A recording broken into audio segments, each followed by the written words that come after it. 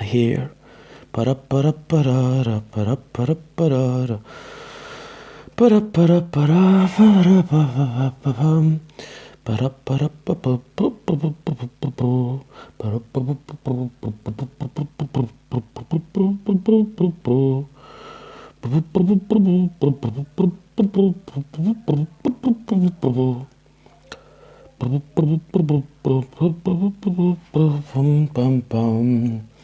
Welcome back on my Twitch for another audiobook.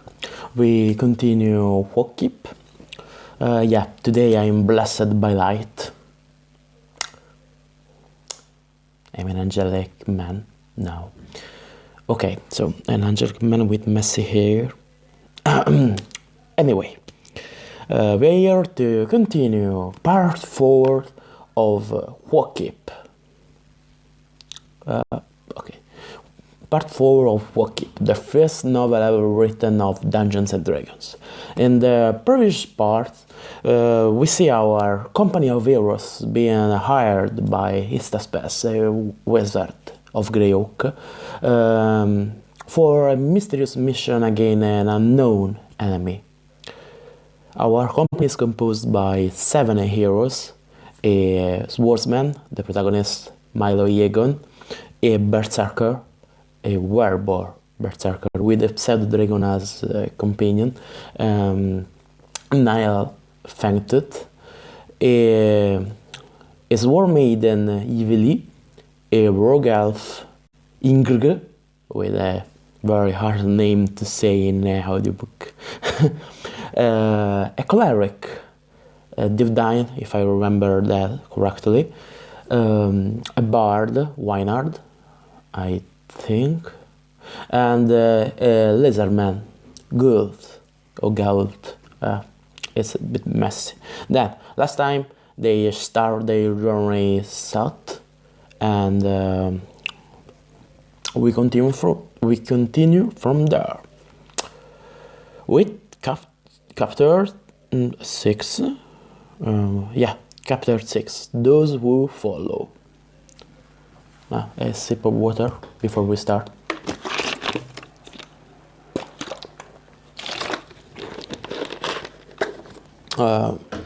Verify if I...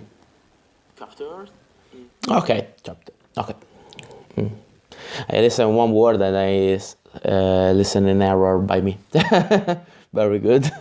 So, chapter 6, Those Who Follow. Twilight dim drew a dark curtain without. Now Gould heaved up from his place a little behind the rest of the company. His clothes settled his belt, the only clothing that he wore, more firmly about him.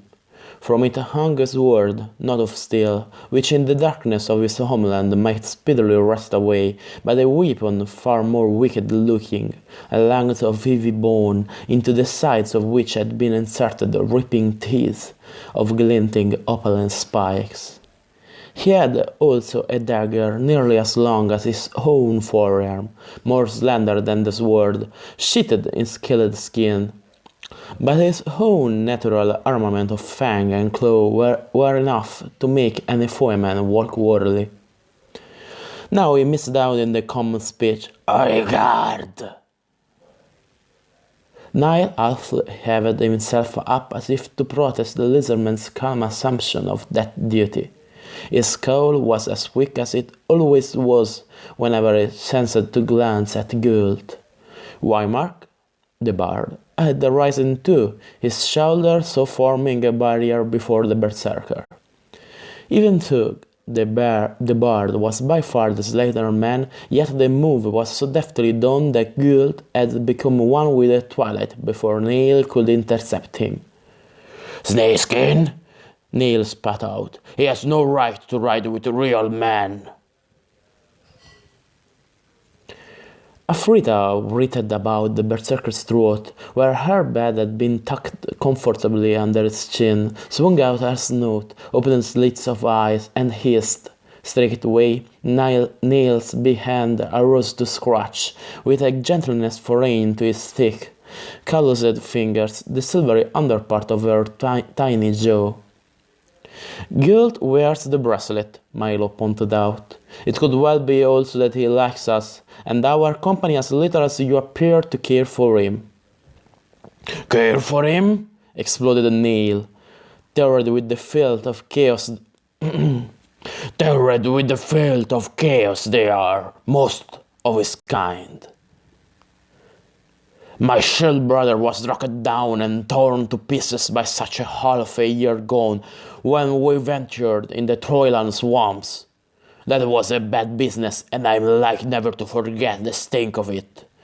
What if it does wear the bracelet? The Lucifer claim to be neutral, but it is well known they incline to chaos rather than the law.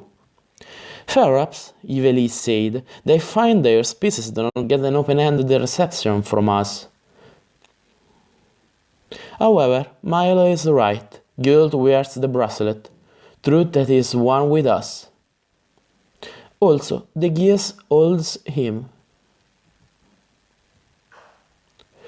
I do not like that, or him, Neil grumbled. Wymark looked. I see you have made quite plain, Berserker. Yet you are not wholly adverse to all of the skilled kind, or you will not have Afrita with you. Afrita is the pseudo-drago, sorry. I didn't say that. Neil's big hand covered part of the small flying reptile, as if the bar that threatened her in some manner. That is different. Afrita, you do not yet know how well she can be eyes. Yes, and ears for any man. Then, if you trust her, but not Guilt, Milo suggested, why not set her also to watch? Let the guard have a guard. Wymark's look was hearty. Common logic well stated, comrade. I would suggest we choose to exercise our smaller fears and suspicions and let Divdyne get on with what he will do. The learning of what kind of force our comrade here has wedded to his hands. Milo felt that neither wanted to refuse. Reluctantly, the berserker held out his hand, and Afrita released her hold about his throat, to step upon his flattened palm, her wings already spreading and aflutter. She took a small leap into the air, soared nearly to the roof of the rock over their heads, then was gone after Guilt. The cleric had paid no attention to them. Instead, he knelt by the same patch of earth on which Ingrid had drawn the map, and was now busy emptying out the contents of the overlarge belt pouch that he wore. He did not erase the crude markings the elf had made, but around them, using a slender wand about the length of palm and outstretched mid-finger, he began to sketch runes. Milo found stirring in his mind knowledge of at least 2 written scripts. These resembled neither.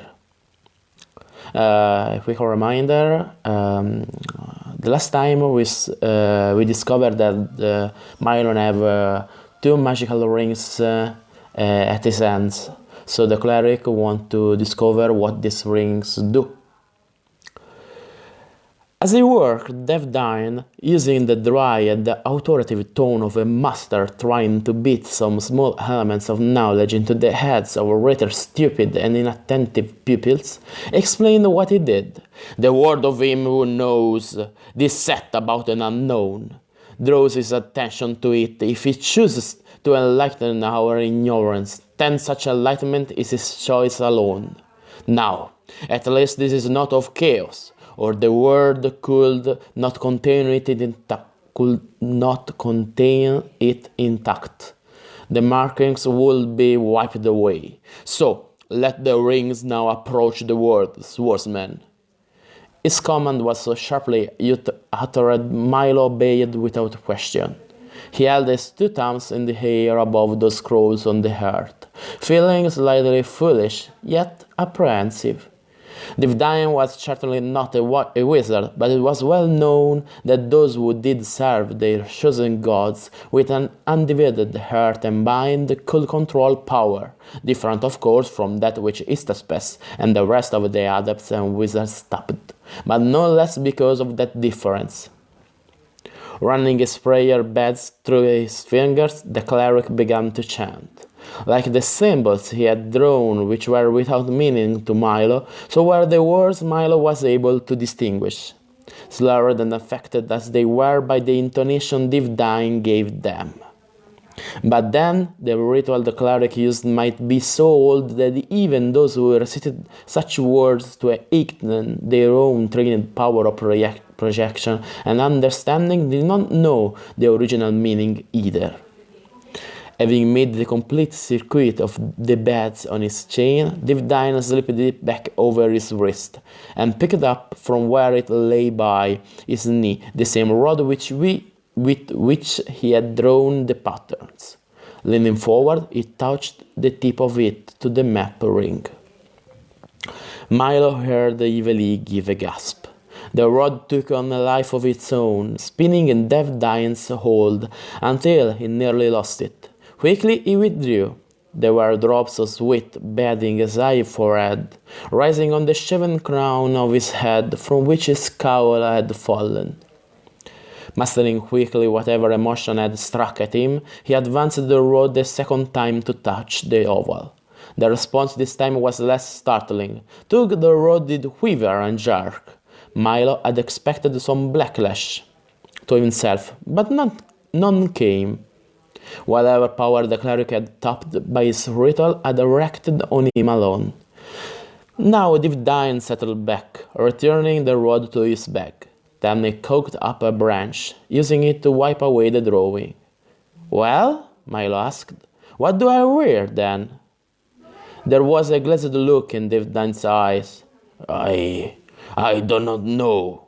His words came as if he spoke with great effort, and only because he must force himself to utter them. But these are old. Walk with care, swordsman, while you wear them. There is nothing of evil in them, nor do they incline to the law as I know and practice it." "Maybe another gift from our bracelet-bestowing friend, perhaps?" Wymark asked. "No. If Istapes spoke true, and by my instinct he did, that which has brought us here is alien. These rings are of this space, but not this time. Knowledge is discovered, lost through centuries found again. What do we know of those who built the 5 cities in the Great Kingdom, or who worshipped on owns in the fane of wings? Do not men ever search for the treasures of these forgotten peoples? It would seem, swordsman, that this Milo Yegon, who is now you, was successful in such questing. The ill part is that you do not know the use of what you wear, but be careful of them, I pray you." "I will be better, I think," Milo returned, "to shell them into this fire, where I am only able to get them off. But that freedom seems to be denied me." Once more he had pulled at the bands, but they were as tight fixed as if they were indeed a part of his flesh. Wymark looked for the third time. "Comrade, look upon the face of our friend here, and see what blasphemy you have mouthed. Do you not know that to one of his calling the seeking out of ancient knowledge is necessary to maintain his very life, lest he fade away like a leaf in winter, having nothing to sharpen his wits upon? Such a puzzle is his meat and drink." "And what is yours, bard?" snapped Divdine waspishly. "The playing with words mated to the strumming of that harp of yours? Do you claim that of any great moment in adding to the knowledge of man?" Wymark lost none of his smile. Sorry, I have to read more slowly. I know. I try to do it. "Do not disdain the art of any man, cleric, until you are sure what it may be. But, in turn, I have another puzzle for you. What do you see in the flames, Divdine?" Milo guessed that it was no idle question. Reader, it carried import unknown to him. The irritation that had tightened the cleric's mouth for an instant or two vanished. He turned his head, his hand once more swinging the chain of his prayer beds. Now he was staring into the fire. Ingrid, who had drawn a little apart during their delving into the mystery of the rings, came closer. It was to him that Neil addressed another question. "What of it, Ranger? You have certain powers also. This shaven addresser of gods is not alone in that." "I do not rule fire. It is a destroyer of all that my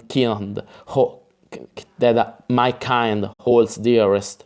For those of your kind can flee when such destruction hits upon their homes and trails. Trails escape not." He stared also at the leaping of the flames, as if they were enemies against which he had no power of arrow shot or enchanted spell. Divdine continued to stare at the flames, as intent as he had been moments earlier when he had attempted to use his knowledge of wand and rune. "What?" began Milo at a loss. Wymark raised a finger to his lips in warning to be silent.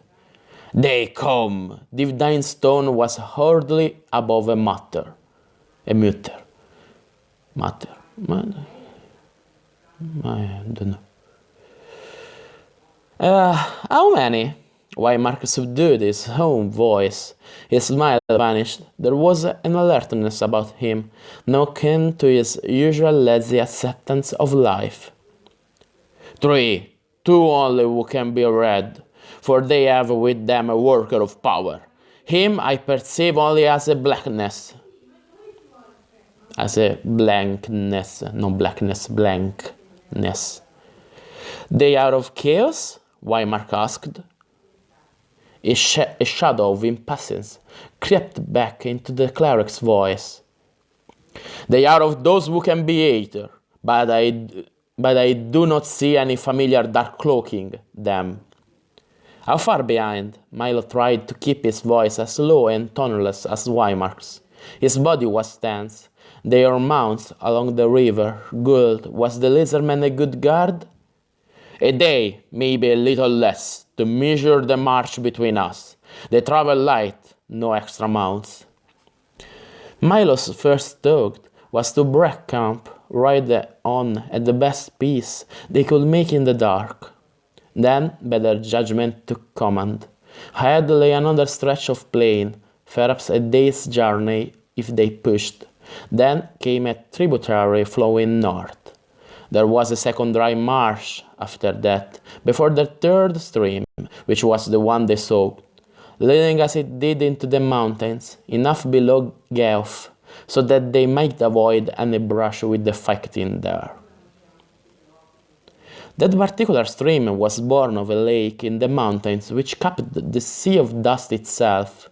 They had decided early that it would be their guide in among the peaks, where they might or might not be able to discover Lich's legendary lair. They are searching for a golden dragon by the name of Lich's. But the marches from one river to the next, those were the problem. Divdine blinked, passed his hand across his withing forehead, and moved away from the fire. He reached for his bottle of water, newly filled from the river, took a long swallow. When I looked up again, his face was gaunt and drawn. "Unsolely what?" Milo wanted to know. "Unsolely can it cry so for us?" Oh, sorry, wrong voice, sorry. It's Wymark, not Divdine, sorry. "Unsolely can it cry so for us," Wymark explained. "Perhaps it was foolish to waste. No, I do not believe it is wasted. Our protecting wall of illusion is exhausted. Now we know that there are those who sniff behind us. We can well take precautions." 3 of them, 7 of us, Neil stretched. "I see no problem. We have but to wait and lay a trap." One of them possesses true power, the cleric reminded them. Enough to mask it himself completely. Perhaps enough to provide them all with just a screen as has encompassed us through this day. But he cannot draw upon that forever, Yveli spoke for the first time. There is a limit to all, but what a true adept can accomplish. Is he an adept? Had they been an adept, Divine returned, they will not need to cover the ground physically at all. And yes, the constant maintenance of any spell, especially if the worker has not all his tools close to hand, as did the wizard who drew us into this misbegotten venture, is not possible, but it will be gifted enough to smell out any ambush. Unless, the gears press on, it takes all his concentration and strength to hold the spell of an illusion. For the first time, Neil looked at her as if he really saw her. Though he had showed antagonism toward girls, he had refused to notice Yveli at all. Perhaps the near-giant berserker held also a dislike for Amazon clan forces. How much truth in that? He now rumbled, speaking at large, as if he did not quite know to whom of their party should best address his demand. It could be so, acknowledged the cleric. To maintain a blockage illusion is a steady drain of any spellcaster. With our illusion in turn broken, we shall be easy meat, Milo pointed out. Not only for an open attack, but for some spellcast. The way before us is open country. Therefore we must make some move to halt pursuit. Let Ingrid in the morning lead on with Divine, Weimar, Guild, and we of this world wait? Yveli nodded. There are excellent places hereabouts to set an ambush. Milo's protest against her being a part of it was on his lips, but died away before he betrayed himself.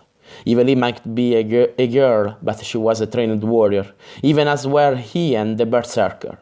Though he did not deny that the other four of their party each had their own skills. He was uncertain as to how much those would matter in a business that was a well-known part of the battles he had been bred and trained to. Good enough, Neil responded heartily. Tonight we shall divide the watch. I go now to relieve Snakeskin. Milo would have objected, but the berserker had already left their improvised shelter. Ingrid raised his head as the swordsman moved to follow Neil. Words do not mean acts, comrade, the elf said. There is sorry, this part is poor written, so I can't read it. I do not...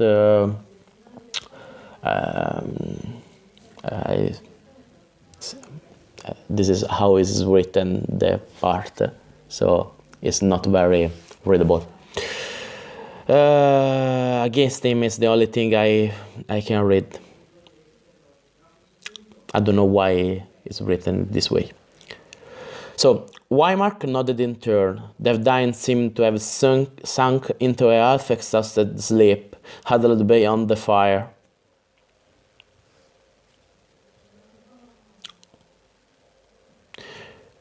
We are bound, the bard tapped the bracelet on his arm, so bound that each of us is but a part of a wall. That much I believe. That being so, we have each a strength skill that will prove to be useful. He didn't finish, for Niall had returned to the fire, his lips snarling, so that the teeth which had given him his name were exposed nearly to their roots. The snake is gone. His voice was a grunting roar. He has gone to join them. And you're afraid? Milo asked in return. The berserker started. Then, holding out his hand at Alf, turning toward the dark without, he whistled a single ear-piercing sound. Out of the night came the pseudo-dragon, like a bolt from a crossbow. She was able to stop in midair, drop to the palm Nail extended. Her small dragon head was held high as she hissed, her tongue nickering in and out. Nail listened to that hissing. Slowly his face relaxed from a stiff mask of pure fury. Well, Wymark stopped to throw more wood on the fire, looking up over one shoulder. He was answered not by the berserker, but rather by a second figure coming out of the night. Gult himself stood there, his scaled skin glistening in the firelight, and water dripped from his snout. In the river. Neil did not look at Gult, lying in that river as if it were a bed, just his eyes above level. Once more Milo's memory stirred and produced the fact he was not aware a moment before he had known. But they have to have water. That swordsman swung to the leadman. He rode all day in the dry. It must have been near torture for him. He thought of the miles ahead with 2 more long dry patches to cover, must think of some way of helping Gult through that. Even as he struggled with the problem, Ingrid made a suggestion. We can change the line of march, but this much upriver to the main stream. We shall have Yadocumbi and Faraz facing us at the border. But the river then will lead us straight into the mountains. And it will provide us with a sure guide as well as the protection of more broken ground. Yadocumbi, Faraz, what frontier guards do they post? Neil placed Afrita back to coil about his throat. Their reunited memories produced some facts or rumors, but they gained very little real information.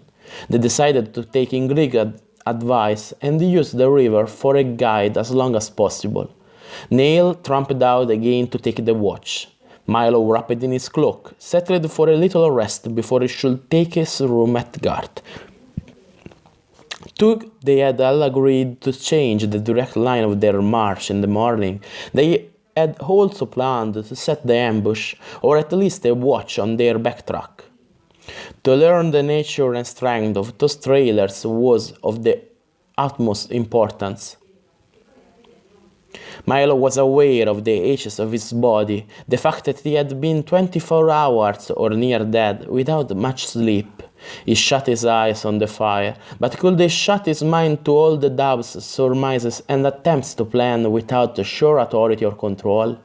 It seemed that he could, for he did not remember any more until a hand shook his shoulder lightly, and he arose to find Nail on his knees beside him. All is well, so far, the berserker reported. Milo got up stiffly. He had certainly not slept away all day. Beyond the fire to which Neil must have added fuel for the other slept, the night looked very dark. He pushed past Wymark, who lay with his head half-pillowed on his bagged harp, and went out. It took some moments for the swordsman's eyes to adjust to the very dim light of a waning moon. Their mounts and the pack animals were strung out along their picket ropes a little farther north. Nail must have changed their grazing grounds so that they could obtain all the forage the small pocket in the riverland could offer. A wind whispered through the grass loud enough to reach Miles' ears. He took off his helmet and looked up into the night sky. The moon was dim, the stars visible. But he found that he could trace no constellation that he knew. Where was this world in relation to his own? Was the barrier between them forged of space, time, or dimension? As he paced along the lines of the animals, trying to keep fully alert to any change in the sounds of the night itself, Milo was for the first time entirely alone. He felt a strong temptation to summon up fragments of that other memory. Perhaps that would only muddy the impressions belonging to Milo Yegon. And it was the swordsman who stood here and now, and whose experience meant anything at all. So he began to work on that Milo memory, shifting, reaching back. It was like being handed a part of a picture. The rest of it is small meaningless scraps that must be fitted into their proper places. Milo Yegon, what was his earliest memory? If he searched the past with full concentration, could he come up with the answer to the riddle of the rings? Since Dine's discovery, he had moments of acute awareness of them, as if they weighed down his hands, so to cripple him. But that was nonsense. Only there were so many holes in that fabric of memory that to strive to close them with anything but the vaguest of fleeting picture was more than he could do. More than he should do, he decided at last. Live in the present, until they had come to the end of the quest. He accepted that all Istaspes had told them was correct. But there again, how much had the wizard influenced their minds? One could not tell, not under Aegeus. Milo shook his head as if he couldn't shake thoughts out of it. To doubt so much was to weaken his own small powers as a fighting man. He knew powers that were not founded on temple learning or on wizardry, but on the basis of his own self-confidence. That he must not do. So, instead of trying to search out any past beyond that of his calling, he strove now to summon all he knew of the details of his craft. Since there was none here save the grazing animals to see or question, he drew both sword and dagger, exercised the drill of attack and defense, which his muscles seemed to know with greater detail than his mind. He began to believe that he was a fighter of no little ability. While that did not altogether banish the uneasiness, it added to the confidence that had ebbed from the affair of the rings. Dawn came, and with it Wymark, to send Milo into it, while the bard kept a last few fleeting moments of watch. As they settled the packs and made ready to move out, Divdine busied himself at the now blank ground, where last night he had worked his magic. He lit a bunch of twigs that he had bound into a small fagot, and with that he beat the ground, intoning aloud as he souffled the earth. Wymark returned, bearing with him newly filled saddle bottles. With a lift of eyebrow, he circled about the cleric. May it take more than that to waft away the scent of magic if they have a man of power with them, he commented dryly.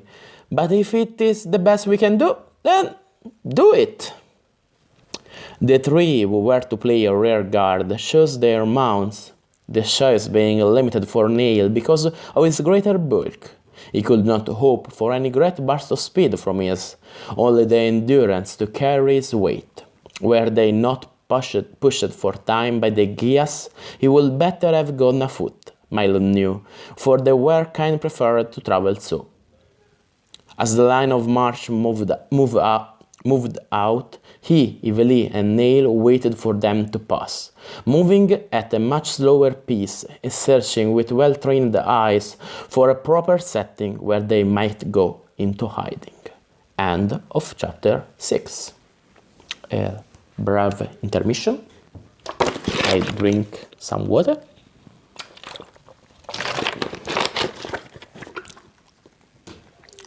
Okay, let's continue. Chapter 7. Ambush. My legs hurt. Okay. Oh, yeah. They had ridden on for an hour before they found what Milo's second and stronger memory hailed as a proper place to set their trap. A place where the river banks sank and there was a thicket of trees stunted by the plains vines, but still barrier enough to cover them. 7 rode into the fringe of that thicket, and 4 with the pack train rode out again, Ingrid in the lead. Neil, Milo, and Yveli picketed their mounts under the roof of the trees and gave each a small ration of dried corn to keep them from striving to graze on the autumn-killed grass. The berserker waded through the season-shrunken flood to the opposite bank where there was a further edging of the growth and disappeared so well into that screen that Milo, for all his search, could not mark the other's hiding place. He and the battle maiden picked their own points of vantage. Waiting plucked at the nerves of a man, Milo knew that. Also, it could well be that they were engaged in a fruitless task. He did not doubt the dying seeing of the night before, but those who saw their party could have ventured on a straight way, and not upstream. Until, of course, they came across no further evidence of a trail. Then they would cast back action that would take time. Here, in the brush, he and Yveli were not under the wind, which carried a chilling bite. It blew from the north, promising worse to come. However, there was a pale showing of a sun to defy the grey clouding. 2 men, plus 1 worker of some magic. Milo spoke more to himself than to the girl. In fact, she too had withdrawn so well into the brush he had only a general idea of where she now rested. The man would be easy enough to handle. It was the worker of magic that bothered Milo. Nile, as well, and Berserker had certain spell of his own. Whether this could, even in part, counteract that dark blot Dave Dine had read in the flames was another and graver matter. The longer they waited, the more he hoped that their turn north upstream had indeed thrown the followers off their trail. He saw a flicker of color in the air, speeding downstream. Afrita, Neil, had released the pseudo-dragon. Milo silently raged at the rash action of the berserker. Any worker of magic had only to sack the creature, or even sense it, and they would be revealed. He knew that the berserkers, because of their very nature, were impetuous, given to sudden wild attacks, and sometimes unable to contain the rage they unconsciously generated. Ferrous Neil had reached that point and was deliberately baiting the trailers into action. Then Milo looked down at the bracelet on his wrist. There was a warrant there, a beginning stir of dice. He tried to shut out of his mind all else, but what the wizard had impressed upon them, that concentration could change the arbitrary roll of the dice. Concentrated it. Dice spoon, slow it. Milo concentrated. Another turn, another. So much he did achieve, he was certain, by his efforts. Moving with the utmost caution, the swordsman arose, drew his blade, broke his shield into place. Now he could hear sounds, clicking of hooves against the stones, and gravel of the shrunken river. 2 men rode into view. They bore weapons, but neither swords nor long daggers were at the ready, nor was the crossbow, strapped to the saddle of the second, under his hand. It would seem that they had no suspicion of any danger ahead. 2 men. Where was the third, the magic worker? Milo hoped that Nail would not attack until they learned that. However, it was Yveli who moved out. Instead of drawn steel, she held in her hands a hoop woven of grass. This she raised to her mouth, blowing through it. He saw her lips shape a distinct puff. There came a shrill whistling out of the air overhead, seemingly directed above the 2 riders. They halted, nor did the leader, who had been bending forward to mark the sign of any trail, straighten up. It was as if both men and mounts had been suddenly frozen in the same position they held at the beginning of that sound. Milo recognized the second rider, Helagret, the best dealer they had met in the marketplace in Grey Oak. His companion wore half armor, mainly male. His head was covered by one of those caps, ending in a dangling streamer at the back, which might be speedily drawn forward and looped about the throat and lower part of the face. This suggested that his employment was not that of a fighter, but rather a sulker, perhaps even a thief. The crossbow was not his only armament. At his belt hung a weapon that was neither dagger nor sword in length, but between those two. That he used it skillfully, Milo had no doubt. There was a limit to the spell Yveli had pronounced, Milo knew, but though they had so immobilized two of the enemy, which was an improvement on an outright ambush, there was still that third. Milo waited, tense and ready, for his answer to Yveli's action. Afrita was heard before she was seen, her hissing magnified. Now, with a bit of wings so fast that they could hardly be distinguished, save as the troubling of the hair, she came into sight, hung so for a moment, and was gone again downstream. Milo made a quick decision. If the spell vanished, surely Neil and Yveli could be with them handle the two men in plain sight. It was evident that the pseudo-dragon had located the third member of the party and was urging that she be followed to that once hiding place. The swordsman stepped out of concealment, saw the eyes of the two captives fastened on him, took even their expressions could not change, nor could they turn their heads to watch him.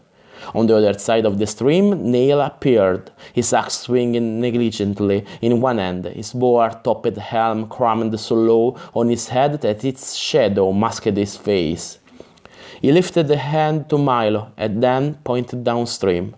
Apparently, the same thought had crossed his mind. As Milo twisted and turned among the rocks and bushes, so did the berserker keep peace with him on the other side of the flood, leaving Yveli to guard the prisoners. Seemingly, Neil had no doubts about her ability to do so. Had her spell casting answered to concentration on her bracelet, to giving it added force, Milo hoped fervently that was so.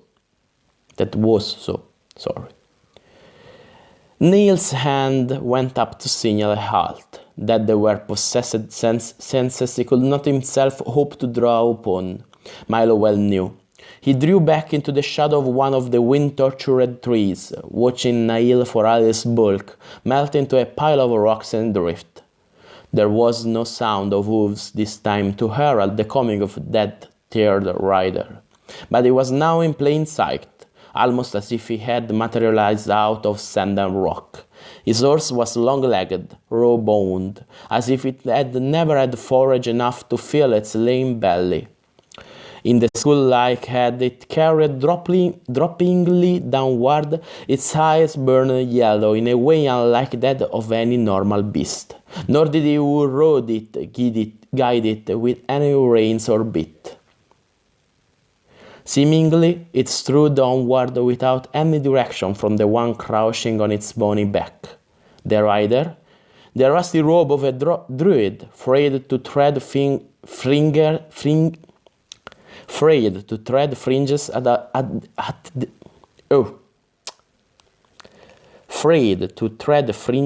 the hem, covered his hunched body.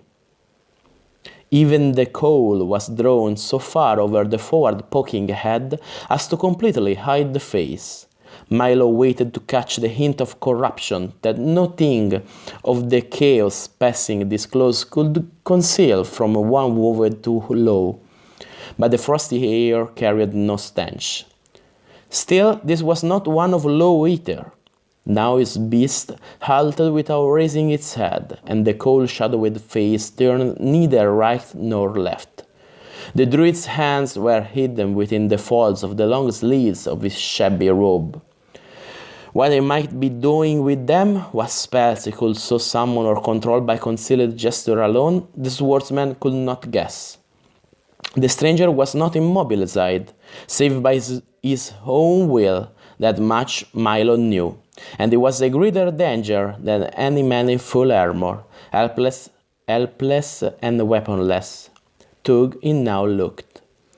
Afrita came into view with one of those sudden darts. Her jaws split open to their widest extent, that closed upon a fold of the cowl that she ripped back and off the head of the druid, leaving his brownish bare scalp uncovered. His face writhed into a mask of malice, but he never looked upward at the now hovering pseudo-dragon, or made any move to recover his head. Like all druids, he seemed lost in years, flesh hanging and thin wattles on his neck.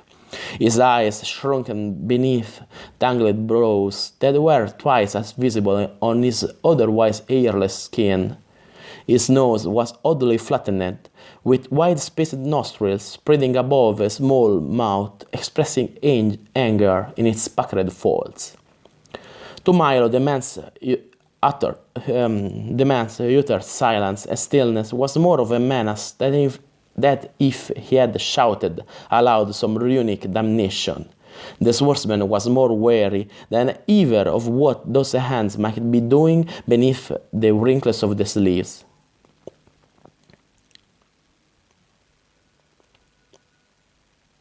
Afrita flew in a circle about the druid's head, hissing vigorously, darting in so those now and then it would seem she planned to score the yellow-brown flesh, or sink her fangs into nose or ear.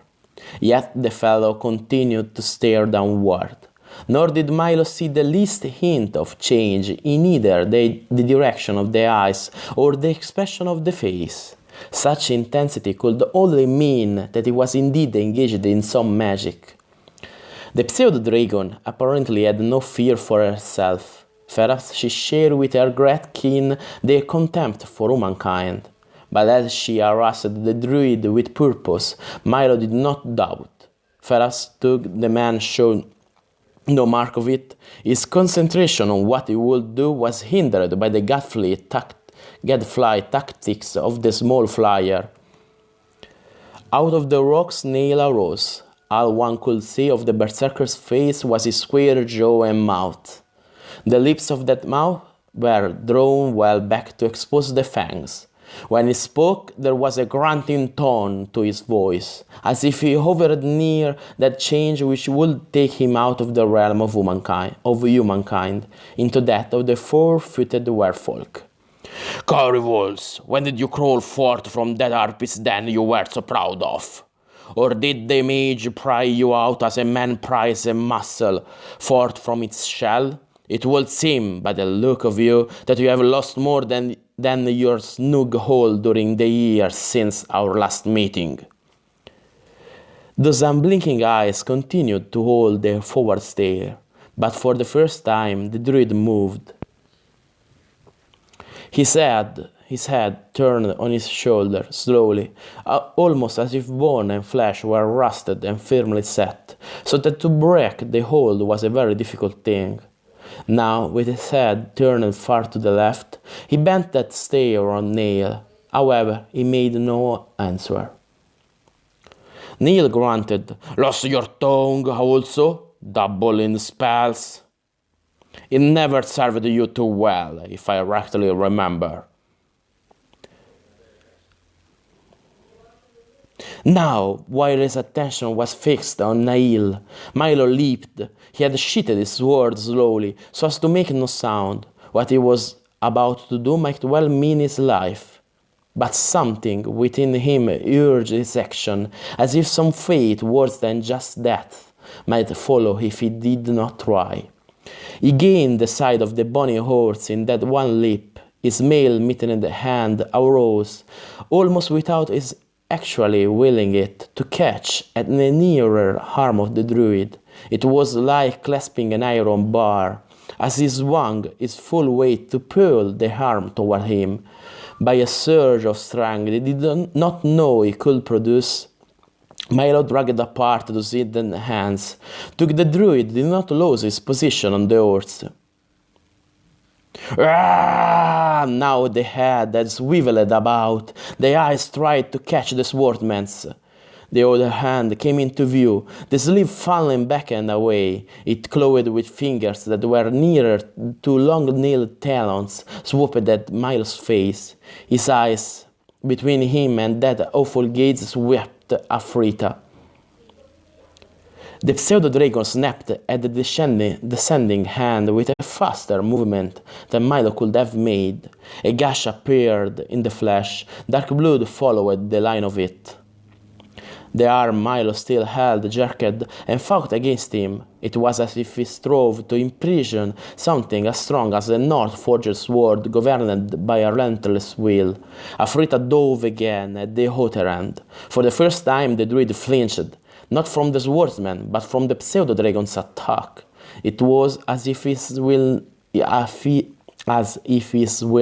now looked on his other smaller opponent. In Milo's grasp, the right arm went limp. So suddenly, he near lost his own balance. His hands slid down the arm, which was no longer crooked against the body, but hung straight, sleeve-hidden hand pointing to the gravel. From that hand fell an object. Milo set his foot on what the druid had dropped. That it was the other's weapon he had no doubt at all. "Milo, let go!" Just in time, he caught the berserker's cry and loosed his hold. There was a kind of dark shimmer, so close that he felt the terrible chill in the air which must have been born from it. Afrita shrieked and trembled, to catch her foreclose in Milo's cloak and cling to him. He stumbled back.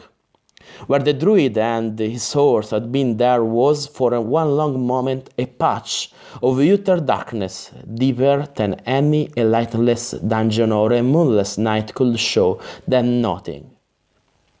Neil splashed back across the river. Afrita, gathering herself together, flew straight for him. Milo, recovering his senses, had gone down on one knee and was examining the ground. Had the druid pulled with him into that black nothingness what he had dropped? Or was it still to be found? What's to do? The berserker loomed over Milo. He dropped something. Here! Milo's hand darted forward at the sight of something black, dark enough in the gravel to be easily seen when he looked closely enough. Then caution intervened. He did not touch it. We knew what power of evil magic, for it had been plainly meant to be used against them, was caught up in this thing. The force of his foot pressure had driven it deep into the sand and fine gravel. Now he grabbed at the fragment of driftwood nearby and gingerly began to clear it. 2 swipes of the stick were enough. It was a carving, perhaps as long as his palm and wide. The thing was wrought as a stylized representation of a creature that was not demonic as far as he could judge, and yet held in it much of a menace. There was a slender body, a long neck, and a head no larger, almost the likeness of a snake, which was more mammalian than reptile. The thing's jaws gaped as wide as could affright us upon need. A small needle-like teeth appeared set within them. The eyes were mere dots, but the whole carving carried a suggestion of ferocity and fury. "The Urgaunt!" Neil's voice had lost some of its grunt. "So that was what that son of 1,000 demons would bring upon us." His axe swung down, slicing the carved thing into 2 pieces. As he broke it so, a puff of evil stench arose to make Milo choke. That carving had been hollow, holding within it rotting corruption. Once again the axe fell, this time flat-side, so that the 2 pieces broke into a scatter of black splinters, shifting down into the sand, lost except for a shred or 2 in the gravel. "What is it?" Milo got to his feet. He felt unclean, since first that stench had entered his nostrils. Though he drew deep breaths, he could not seem to clear his nose of its assault. "One of Carvold's toys."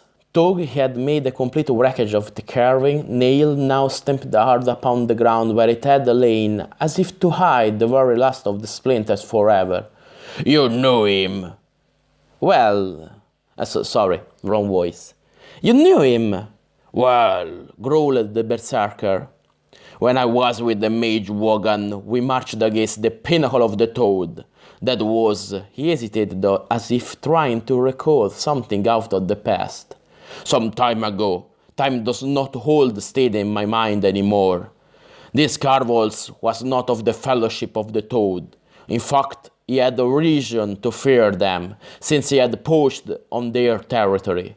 He came crawling to Wogan and offered his service, mind you, to an adept.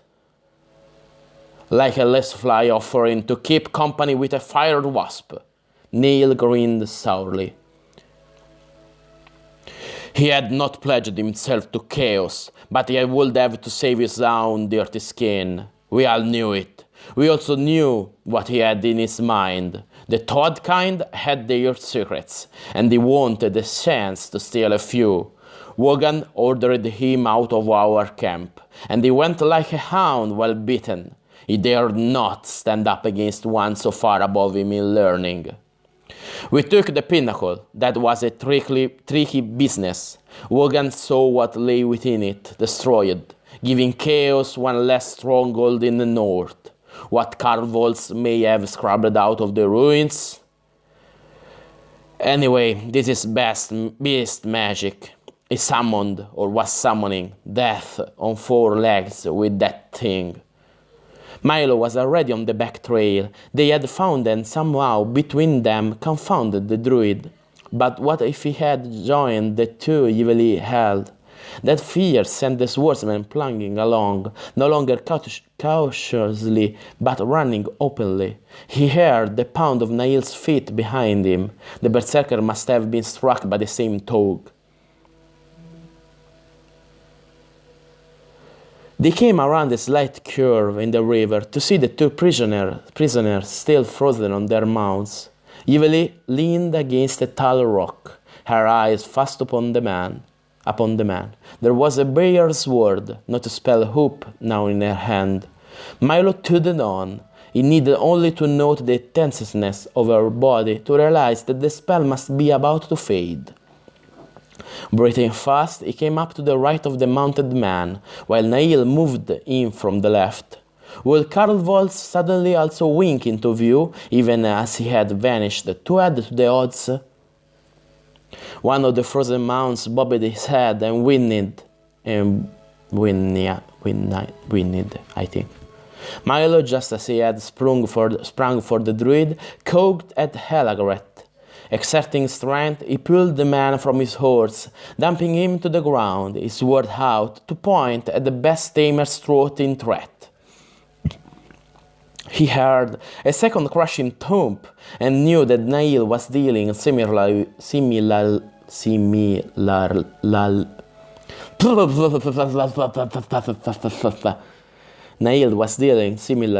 with the other. Alagret's eyes were still afire with the fury they had shown when he was ensorcelled. Now, however, his mouth writhed into a sly parody of a smile, and he made no move. Evilly came to them, her own sword already.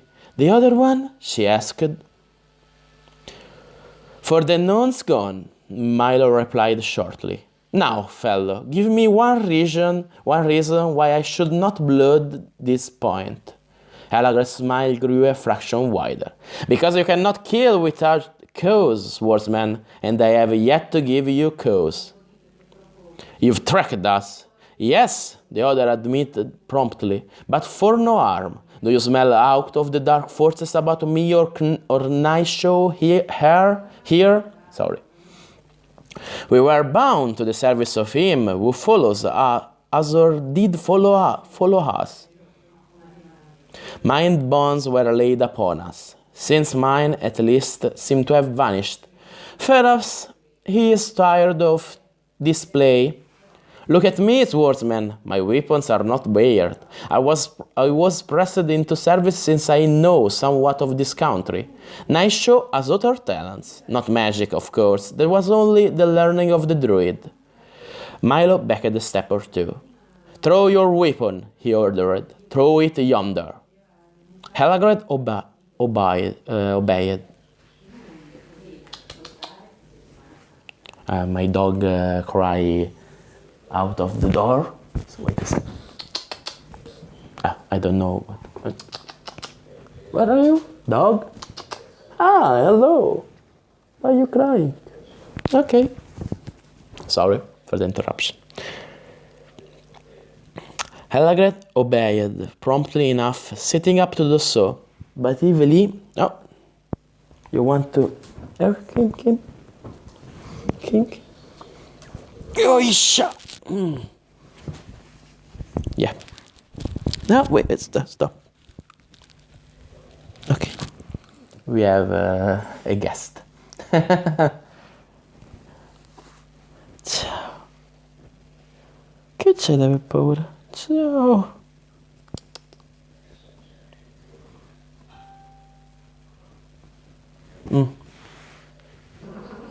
Okay. Can I go? Okay.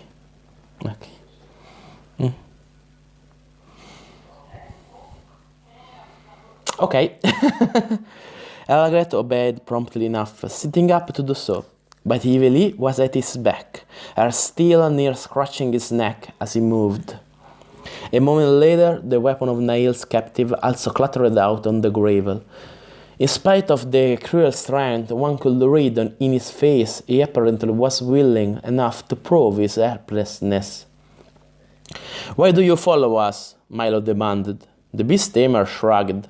"Ask no such question of me. As I told you, I know something of this land. When I refused to be recruited as guide by that shave-pate, he laid a journey spell on me. Already had Kinshaw bound to him in the same manner. But he did not share with either of us the reason for our journey. We were to be used. We were no comrades of his." Plausibly enough, and Milo was sure, at least half a lie. The glare faded from Helagret's eyes. It was plain he was putting much effort into his attempt to establish innocence. "A likely story," snorted Nail. It will be easy to wring the truth out of you." "Not," Evilly spoke for the first time, "if they are indeed Gias-bound." Nail peered at her from under the edge of his heavy helm. "An excuse, battle maid, which can cover many lies." Yet she was beginning when, out of the brush behind them, arose a neighing that held in its stark and mindless terror. The two mounts of their captives shrilled in answer, wheeled and pounded in a mad stampede across the river, running wildly as the neighs from the woods rose in a terrible crescendo of sound. Helagret's face twisted in a terror almost as great as that of the animal. "Give me my sword!" he demanded in a voice that rose like a matching shriek. For the sake of the lords of law, give me my sword!" Nail's head swung around. He grunted loudly, and then his body itself changed. Axe fell to the ground, Help and Mail imprisoned. For a moment only another form. Then distinct in sight, a huge boar, near equaling in height the heavy horse Nail had earlier ridden, stood pawing the gravel, shaking its head from side to side. The red eyes holding now nothing of the human in them, only a devouring rage and hate. Milo jumped toward the woods. From the frenzied screaming of their horses, he knew whatever menace came was a threat of death. The horses must be saved. To be set afoot in this country could mean death. He had not quite reached the line of twisted trees when the first of the attackers burst into the open. It was plainly an animal near 8 feet long, 4-footed. Body, neck, and head were nearly of the same size. The black thing that he and Nail had destroyed was here in the flesh far worse than even the nasty carving had suggested. The creature reared up on stumpy hind legs, its bed darting back and forth as like that of a snake. The werebird charged as the thing opened a mouth that extended near the full length of its head and showed greenish fangs. Milo caught up his shield. His patchy memory did not recognize this creature. He was dimly aware that Evilly moved in beside him, her hair still as ready as his own. Their two captives had to be forgotten as a second serpent-like length of dull fur slittered out from them. The things were quick, and whether or not they had an intelligence, it was plain that they were killing machines. As the war charged, the first flung itself forward in a blur of movement almost too quick for the eye to register. But the boar was as fast. It avoided the spring by a quick dart to the left. One of its great tusks opened a gash along a stumpy foreleg. Then there was no watching of that duel, for the second creature leaped, leaving the ground entirely, and landed in a shower of sand and gravel, its head shooting out toward Milo and the girl. The thud of the strike against the shield nearly sent Milo off his feet. It shocked at its fetid odor. I don't know how to read it, so I jump it. The battle cry of the woman clans cut across the hissing of the creature. Milo trusted that weaving head. He scored a cut across its neck, but only knew by chance. He saw that Evil was lashing out at its feet and legs as it spun and darted. The swordsman strove to land a second blow on the neck, but the thing moved so fast he dared not try for anything now but the bigger target of the body. Then there came a warning cry. He looked around just as the third black head pushed through the thicket to his right. "Back to back!" he managed to gasp out. Evil, who had shouted that warning, leaped to join him. So standing, they each faced one of the Netmore Furies. End of chapter 7. And it ends with a climax, but we can still going because it's still early and I have more time. So let's advance with chapter 8.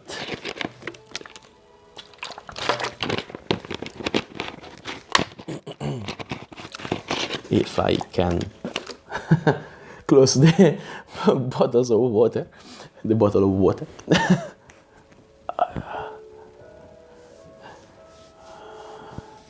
Yes, this is my feet, you just see, because I am on the bed, my study.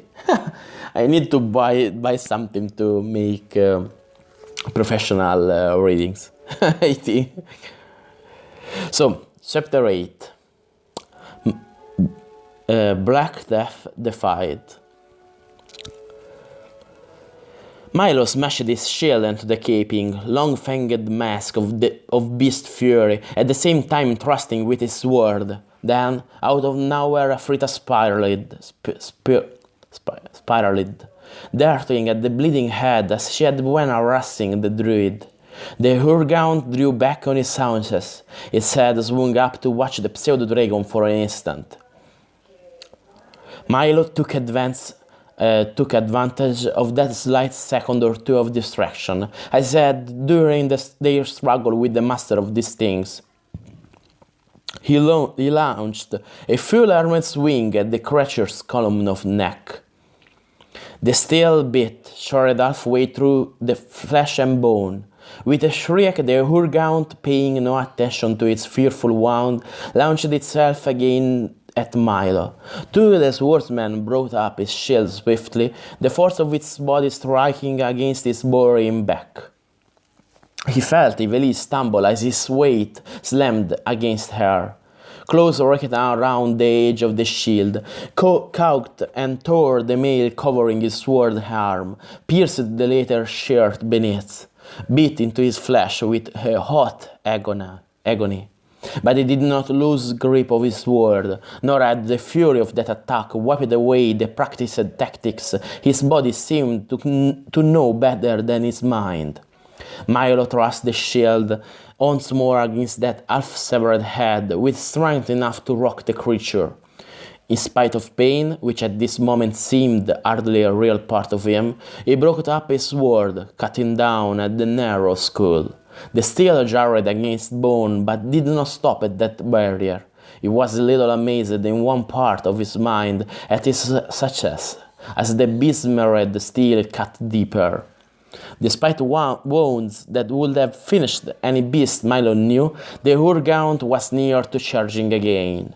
Now the swordsman's hand was slippery with blood until he feared the hilt would turn in his grip. Shelled up and down, he beat at the maimed head with crushing blows. The body twisted. Broken-headed, blind, the thing still fought to reach him.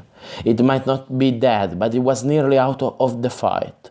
Milo swung around. It had taken his full strength to play out that encounter strength that until this very moment he had never realized he possessed. Evilly weapon-wise as she was, how could she fare? To his surprise, the battle maid stood looking down at a second heavy body. Implanted in its elongated throat was her sword. One forepaw had been severed. From the stump spattered dark blood to puddle in the gravel. Milo drew a deep breath of wonder that they had won. Almost he could not believe that. The raw fury radiated still by the dying creatures struck against him, as if they could still has fang and claw. As if they could still use fang and claw. I have the page number on the E, so I didn't saw it. The giant bore, its sides showing at least two blood-welling slits made by claws, nosed a pile of ripped skin. The Urgaunt evilly had downed snapped viciously as the battle maid coolly drew her still free of its body. She avoided a small lunge which sent the blood pumping faster from the wounds, and used the edge of her weapon, striking full upon the narrow head with two quick blows. But even then the thing did not die, nor was Milo's own opponent finished. Only the torn body the were-boar had shredded lay still. The boar trotted to the water's edge. For the first time Milo remembered their captives. Neither man was in sight, and their weapons were gone from where they had thrown them. He swung around to look into the fringe of trees. The crossbow had vanished, still trapped to the saddle of the horse that had fled, so they need not fear any silent bolt out of cover to cut them down. Where? Milo turned swiftly at that warning. Neil Faintooth, not the boar, stood there once more, his axe in his hand, but his warning had been needed. The mangled thing Milo had tugged in the throes of that which should have been dead was gathering its body for another spring. Axe ready, upraised, the berserker advanced a couple of strides. His weapon rose and fell twice, shorting both heads from the bodies. As the last flew a foot or so away from the fury of that blow, Nail gave an exclamation and one hand went to his side, while Milo was aware that his sword arm now burned as if a portion of it had been held in the flames of an open fire. "Marked you too?" The berserker gazed at Milo's mittened hand. Blood showered in a rusty rim about the edge of that mitten. "This beast!" He kicked the head he had just parted from the body away from him. "May have some poison in them. So they are gone, huh?" He had apparently noted the absence of their prisoner also. Evilly answered him. "To be set afoot here is no fate I would wish on any, even of chaos." Milo remembered the screaming of their own hidden horses which had alerted them to the attack. The tree might now be faced by an ambush in the net of trees, but it would be well to find their mounts and ride. Afrita had been dipping and wailing out over the water, her racing sounding like self-congratulation at her own part in their battle. Now she came to Nail. He winced again as he raised his fist for her to perch upon, holding her near the level of his eyes. Though Milo caught no rumble of voice from the berserker, he was sure the other was in communication with his small companion.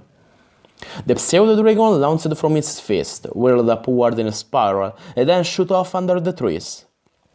"If those skulking cowards plan to play some game," Nigel remarked, "Afrita will let us know, but let us now make sure that we are not also afoot." Milo wiped his sword on a bush and sheathed it with his left hand. It was hard to stoop and pick up his battered shield, on which most of the painted symbols had now been scratched and defaced. The fire in his arm did not abate, and they found that his fingers were numb. He worked his right hand into the front of his belt to keep the arm as immobile as he could, for the slightest movement made the flame pain worse. Grimly, he set his toe on something else, using a trick he had learned when he had marched with the adepts of Nam, that pain could be set aside by a man concentrating on other things. How much they could depend upon the pseudo-dragon's scouting he was not sure, but Neil's complete confidence and what he himself had seen this day when she had flown with intelligence and shrewdness to aid in their battles was reassuring. They cut through the trees to where they had left their mounts, only to face what Milo had feared from the first moment he had heard those screams. A sick taste rose in his mouth as he saw the mangled bodies. The Urgauns had not lingered at killing, but the mauling of unfortunate horses had been coldly complete. Not even their gear could be sorted out of that mass. The fate Yveli had not wished even on a sworn enemy was now theirs also. They were afoot in territory where there was no refuge, and how far ahead their comrades rode they could not even guess. Yveli gave one level-eyed glance at what lay there. There was a pinched line about her mouth, and she turned her head quickly. I see you, dog. What are you doing behind me?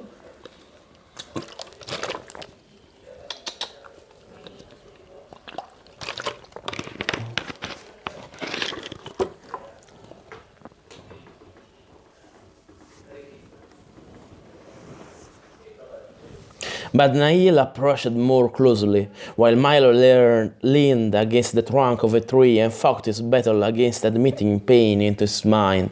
The berserker gave a snort of disgust. "Nothing of the supplies left," he commented. "We are lucky there is the river. Now we had best be on the move. There are scavengers who can chant such feasts." Milo only half heard him. Along the river, yes. It was to be the guide of their party north, and at least they would not go without water. Water, for a moment the fire in his arm seemed to touch his throat. He needed water. What if, he forced the words out, there were more than 3 of those things? "If there had been, we would already know it," returned Nail. He ran his fingertips with an odd gesture, as if he feared to really touch down his side. "They do not hunt singly, and since the druid's summoner is ground to dust, he cannot call them down upon us again." Milo stood away from his tree. "Back to the river, then." He tried to get the right note of purpose into his voice, but it was a struggle. Nail's suggestion that the claws of those black devils might be poisoned ate into his mind. He had taken wounds in plenty, with scars on his body to prove it, but he could not recall any pain as steady and consuming as this before. Perhaps washing the gash out with cold water would give some relief. Twice he stumbled and might have fallen. Then a hand slipped under his arm, took his shield and tossed it to Nail, who cocked it in one fist, as if it weighed nothing. Yveli drew Milo's arm across her own mailed shoulder. Withstanding his short struggle to free himself, his sight grew hazy with each faltering step, and in the end he yielded to her will. He did not remember reaching the river, though he must have done so on his own 2 feet. Cold, fighting the heat of his wound, made him aware that his mail, his leather, and his linen undershirt had been stripped away, and Yveli was dripping water on a gash along his arm, from which the blood oozed in congealing drops. So small a gash, yet this pain, the lightness of his head, poison?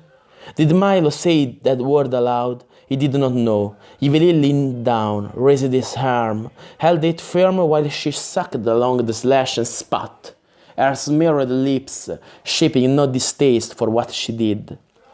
Then Nail, his great hairy body bare to the waist, gashes longer than that which broke Milo's skin visible near his ribs, looming into the swordsman's limited field of vision. The berserker held his hands before him, cupped, water dripping from the fingers. Kneeling beside the girls, he offered what he so held. With no outward sign of aversion, she plucked out of the berserker's hold a wriggling yellow thing, hardly thicker than a bow cord. This she brought to Milo's arm, holding it steady until it gripped tight upon the bleeding wound.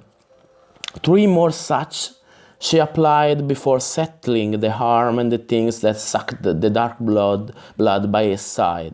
Then she set about doing the same for Nail, though it looked as if his skin was not so deeply cut after all, for there were only 2 or 3 patches of drying blood. Perhaps the boar's hide that Nail had worn during his change was even better than man-fashioned mail for defense. Milo lay still and tried not to look upon his arm or what fed there, draining his blood, their slimy lengths of bodies growing thicker.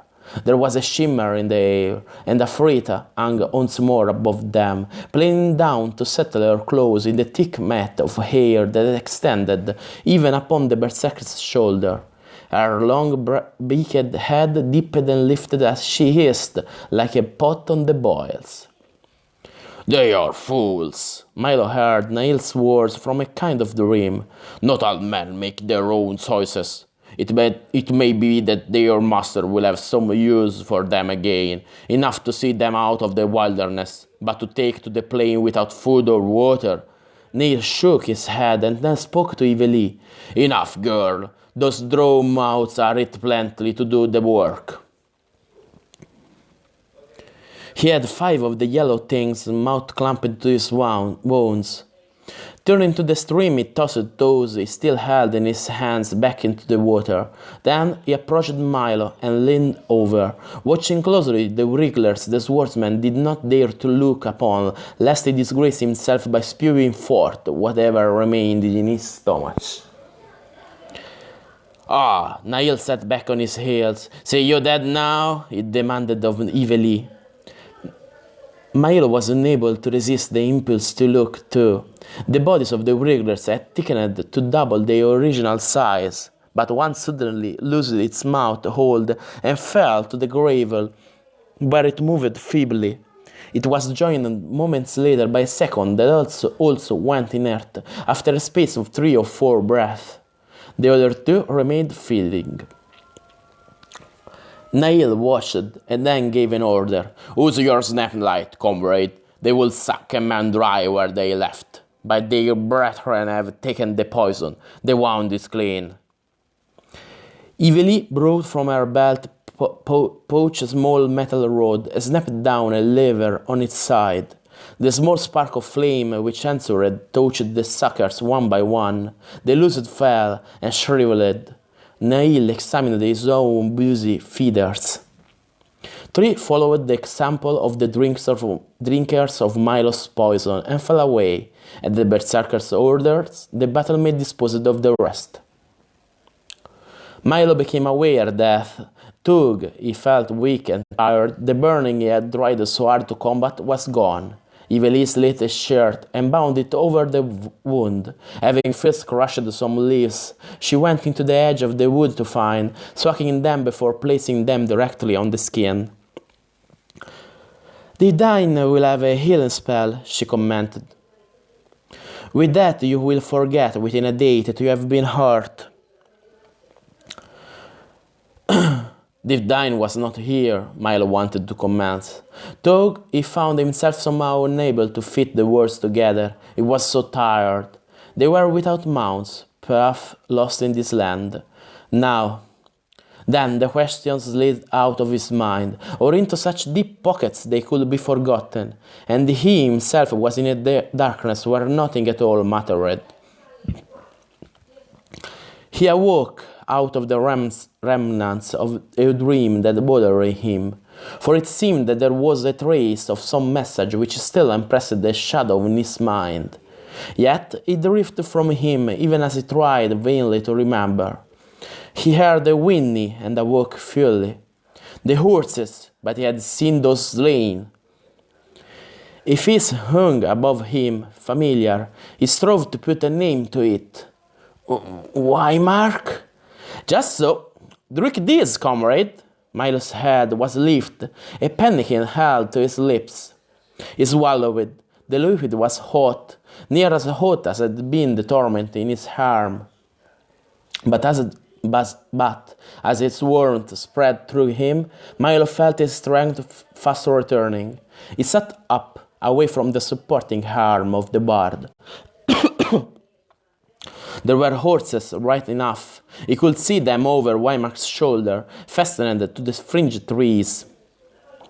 How he was willing to lick the interior of the pannikin to gather the last of that reviving brew. Divine did another thing, having been able to renew his energy. I came back with mounts. Wymark did not even wait for him to finish his question. He sent the elixir too. Comrade, it is well that now we mount and ride. Though most of his shirt was now bandaged about his wound, his arm stiff and sore, but with none of the burning pain he had earlier felt, Milo was able, with the bard's help, to pull on once again the leather undergarment, even take the weight of mail. They were alone, and Milo, seeing that his sword was once more in sheath, his better shield ready to be hung from the saddle, looked to Wymark for enlightenment. Evilly, Nail, he still had the old spells of detachment, almost drowsiness, as if he could not, or had not completely thrown off the effects of the poison. Have gone on, we shall catch up. The old boar, Wymark's face crinkled in what might be an admiring grin, is stouter than we. Comrade, he rode as if hot for another fight. But the river is a sure guide, and we must hurry, for there lies a choice ahead. Milos was ashamed of his own weakness, determined that the bard need not nurse him along. Once mounted, he found that his head did clear, even though he was haunted by the vague impression of something of importance he had forgotten. What choice? He asked as they trotted along the riverbank. There are watchers on the frontier. It would seem that the Yarocumbi, and perhaps even for us, is astir. Tug, would they watch for? Weimar shrugged. Yet it is not wise to let ourselves be seen. Milo could accept that. The disappearance of the druid came to him in vivid recall. Magic could meddle with the minds of unshielded men, make friends or the innocent into enemies to be repulsed. Ingrid urges we go back to the plains to the north. Divine has rigged a protection for the skilled one, a cloak wet down with water, so he can stand the dryness of such traveling. We have filled the drinking sacks also. Ingrid leaves certain guide marks to take us west, while once more he scouts ahead. He swears that once among the mountains we shall be safer, but then there will be forest, and to the Helfenkind, forests are what stout defense walls are to us. They caught up with Iveli and Nail before night and took shelter in the fringe forest. The battle-maid came to Milo, examined his arm where the close lash had already closed, and rewound the bandage, saying, "There is no sign of the poison. Tomorrow you should be able to use it better. We have indeed been favored by the homed lady thus far." She sat cross-legged, looking down now at the bracelet on her wrist. In a way, the wizard's suggestion works. When I laid the spell upon those skulkers, I tugged on this. She touched the dice with the tip of that overlong forefinger. And it is true, of that I am sure, they moved farther by my will. Thus the spell held the longer. "You cannot use that one again," Milo reminded her. "Yes, it is a pity. That was a good spell, but I am no follower of magic, nor a priestess of the Homed Lady. That more of the great heart be mine, I do not like. She now looked at him, and there was a frown line between her wide-set eyes. This druid will come vanish in a puff of smoke. There was nothing of the heart in the two held, only their own cunning strength. But the whom you fronted is a greater danger than near 100 of their kind could be. Still Nail says he was not of chaos, when he knew him of old, or rather one of those who went from side to side in battle, striving to choose the stronger lord to favor. What lord has he found, if it be not one of the dark? Perhaps that, or the one we seek. Milo returned as he laced up his leather jerkin once again. He saw her shiver, and she moved a little closer to their small fire. Togi did not believe what chilled her came from the outside, but rather lay within. I have ridden with the three companies, she said, and you know what quest I followed alone when this wizard swept us up to do his will. No one can lose fear, but it must be mastered and controlled, as one controls a horse with bit and bridle. I have heard the clan victory chants, and now her face was somber and set, of their defeats. We have gone up, sword out, arrow to bowstring, against many of the creatures of chaos, but this is something else. Now she pulled her riding cloak closer about her, as if the chill grew. What do you think we shall find at the end of this blind riding, swordsman? Istaspe said it was not of chaos. I believe it, Tog. It could master even chaos. The Black Adepts and all we who are bound to their service. This being true, how can we prevail?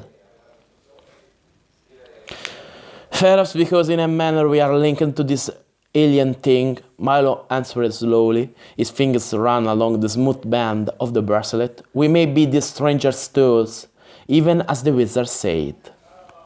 The girl shook her head. I am under only one guise, that set by Istaspes. We will know if another waited upon us. Up by dawn, Neil came close to the fire with his heavy tread. Once more Afrita lay, a necklet about his throat, only her eyes showing she was a living thing. Wymark had come with him to open a bag of provisions. They shared out a portion of its contents, then drew lots for the night watch. Once more Milo paced and looked up at the stars he did not know. He tried not to think, only to loosen his senses, to pick up from the word about him any hint that they were spied upon, or perhaps about to be beleaguered by the unknown. That they had defeated the druid and that which he had summoned once was no promise that they could be successful a second time. Down skies were still grey when they rode on at a steady trot. It was close to noon when Wymark halted, pointing to a rock leaning against another on the far side of the river. We ford here. There is the first of the guides, as Ingrid promised us. There had been little talk among them that morning. Perhaps each in his or her own mind, thought Milo, was weighing all that had happened to them, trying to foresee what might lie ahead. The compulsion of the chaos set upon them never lessened. Another day they rode with only intervals of rest for their horses. Milo learned fast to watch for the twist of grass knotted together which pointed their way onward. One of them at each such find dismounted to loose the knot, smoothing out as best they could the marking of their way. On the third day, close to evening, even though they had not dared to push their horses too much, they came to the second tributary of the border river. A camp awaited them there, where the cleric and guild had pulled brush to make a half shelter. The clouds had broken early in the afternoon to let down a steady drizzle of rain, penetrating in its cold, but there was no fire for them. Guild lay in the open, moisture streaming from his skin. He watched as they rode up and picketed their horses, but they gave not so much as a grunt of welcome as they pressed past him into the shelter. Devdine sat cross-legged there, his hands busy with his prayer bats, his eyes closed in concentration. Respecting that concentration, they did not break silence, even among themselves. Milo had drawn his sword during their day's ride, and used his arm over and over again, determined that he would be able to fight him soon.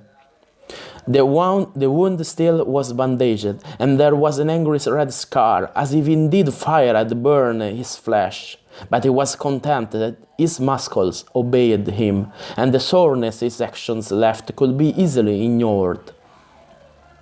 They had settled down, sharing out food, when Devdine opened his eyes. He gave them no formal welcome. The elf has gone on. He seeks the mountains as a man dying of thirst would seek water, but his trail we can follow. It is in his mind that he can find some clue to the dwelling of leeches. His voice kept to a level tone. His voice kept to a level tone as if he gave a report. He has gone, but for a long moment he was silent. Something made Milo look away from him to the opening through which they had crawled. Gult shouldered his way in, but it was not the lizardman the swordman was looking for. Milo did not know what he sought. Still, there was something.